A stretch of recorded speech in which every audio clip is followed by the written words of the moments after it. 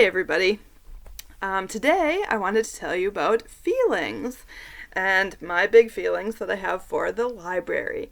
I am so grateful that I have learned how to order books from their online website.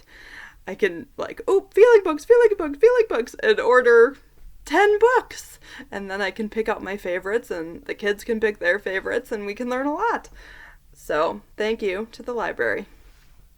I have a few feeling books here that I wanted to tell you about. I wanted to tell you that in my family we have a lot of big feelings, and this is not even our first time getting feelings books from the library, which is so wonderful that they have so many to choose from and that I can mix it in. We did fall and leaves and pumpkins, and now we're back to feelings, and we'll probably do something else, and then we'll probably come back to feelings, because feelings are so important, and I'm so happy that there are so many wonderful books out there to help teach our kids about feelings. One of the books I wanted to share with you is I Feel Angry! I thought this was a really good one, and there are other feelings books by the same brand, but my favorite feeling to talk about is happy. Everyone wants to feel happy, and it can be hard to want to bring up anger when everyone's feeling happy, but I think that's a great time to talk about it and let our kids know that everyone feels angry. This is totally normal. Everyone feels like this sometimes. And it talks about how your brain is talking to your body and how your brain is sending signals to have strong feelings that things are not right. And it talks about how your heart is beating faster and your muscles get really tight. And that's a signal to you that if you notice those things, that you can stop, you can take some deep breaths, you can do something else for a little while, and you can find an adult and tell them about your big feelings. I think that is so good and important. It ends with, what makes you angry? I love books that ask questions to really start the conversation between you and your kids. So, they told me what makes them feel angry, and I got to share with them what makes me feel angry. What makes me feel angry is when I'm scared. And I shared that with them. I said, when we're driving and you're making a lot of noise and you're throwing things or kicking or pulling or having a rough time in the back and I'm holding on to the steering wheel trying to focus, I'm angry because I'm scared. I have to be focused on the road. So I explained that to them, and that was a good moment because we weren't in the car, we weren't in the heat of the moment, but we were reading a book about it, and I could explain, when I feel scared, I get really angry, so maybe listen. Stop it. Another thing was, I get angry or scared when they get out of the bathtub and they run down the hall, and they could be wet, and they could slip and get hurt. And so I explained, I yell, don't run, because I am angry because I'm scared that they're going to get hurt. So I think sharing grown-up feelings with them can be a really good way to help them open up and to help them understand, as a grown-up, what we are feeling. Okay, so the next book I wanted to show you was I'm Happy Sad Today. I love this book. It's a little bit different than all the other feelings books because it talks about how you can have two feelings at the same time and that is normal.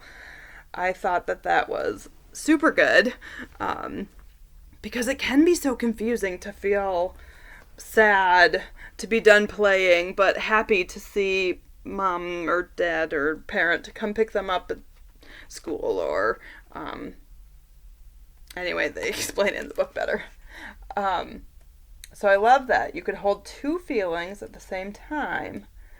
And another thing I really loved was some of the ideas in this book. I really love getting ideas from the book and then doing it in our unschooling, because then I feel like it really solidifies what we're talking about. So we did the shape cutting cutting circles, and we talked about maybe feeling frustrated because it was something new, but feeling determined, like I can do it.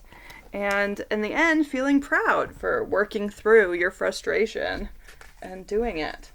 So my 5-year-old did an awesome job cutting circles and went on to cut stars too. And I'm like, yes, we got this.